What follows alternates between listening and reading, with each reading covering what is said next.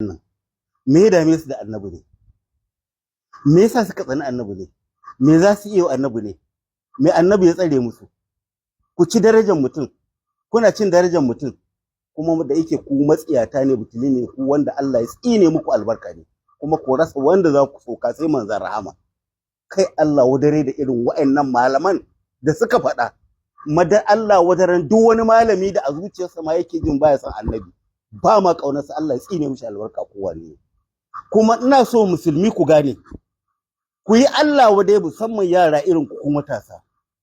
Annabi ba abun wasa bane, annabi ya fi gaban tabawa, kai dan uwar duniyar da Najeriya ta kifewa gaba ɗayanta da ku taɓa daraja annabi. Ba uban wanda ba za mu zaga ba, ba uban wanda ba za mu tsinewa ba, ba uban wanda ba za mu soka ba, inda za ku taɓa annabi Muhammadu. Wallahi billahi allazi la ilaha illa huwa, ko kare ne yake son annabi Muhammadu, ina son wannan karen, kan wannan karen yana da daraja. Balle wani dan banza matsiyaci, marasa imani, marasa kunya, marasa kaura Allah, haka kawai shegu, kuna can yan kutsi ɗinku, kun tashi kun girma yanzu, wai ku ne za ku zo ku yaƙi da annabi, da uwarku da ubanku da kakanninku wanda suka shuɗe a baya, dukkan ku ƴan wuta ne, ko da yake ban yi mamaki ba. Kun ce ma iyayen annabi ƴan wuta ne, dan ɗan iska ko ƴan iska ko taron banza ko taron matsiyata ko taron butul ko taron ƴaƴan haram sun yi magana akan annabi. Ga su nan ga annabi, in kun fasa Allah ya tsine muku albarka. Me za ku yi annabi? Ku suwaye tarkatan banza marasa tarihi, matsiyata, azzalumai, maciya amana. Ni fa kan annabi barin ga maka, duk abin da zai same ni ya same ni, akan aikin banza mu abin yana samu ka balle akan annabi Muhammad sallallahu alaihi wasallam. Allah ya tsine musu albarka.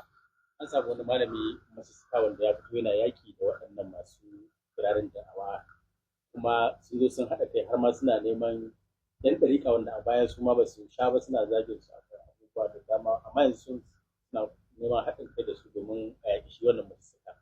To ai wa'annan matsiyata ne, wa'annan gungun su ne gungun matsiyatan da suka kawo mana bala'i, Allah ka sa musu bala'i. Wa'annan matsiyatan da suke ci a yaƙi musu suka, in ku yan arziki ne, in ku da gaske kuke yi dan iyayenku dan kakanninku, in ku da gaske kuke yi, me yasa ai musu suka ta yace ni musu suka ne nake yaƙi da ku akan hujja.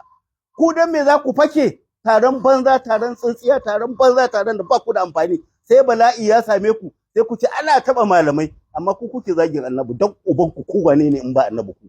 Kowace daraja kuke da ita, ba ku so annabi ba, ba ku kare daraja annabi ba. Wani mutum kuma ya tsaya yana kare daraja annabi, kuke za ku yaƙi da shi. Ai mafisussuka ban san shi ba, ban taɓa ganin sa ba, wallahi ni ban ma san aina yake ba, amma na rantse da Allah da annabi ina ƙaunar mafisussuka fiye da dukkan wani tsiri na zaliman malaman maƙiya annabi Muhammad sallallahu alaihi wasallam. Mafisussuka rayuwarsa ta fi min dukkan su gaba ɗayan su marasa imani. Me za ka yi da su? Allah wadai da su. Ina tare da mafisussuka duniya da lahira, ina tare da mafisussuka 100%, amma wa'annan masu zagin iyayen annabi, wa'annan masu kan daraja annabi Muhammad sallallahu alaihi wasallam, Allah wadare da su, bana tare da su, bana so in zama tare da su, bana so in san su, bana so in yi mu'amala da su, saboda matsiyata ne a duniya, matsiyata ne a lahira, ba su da wata rana. Kai tur da su, Allah wadare da su.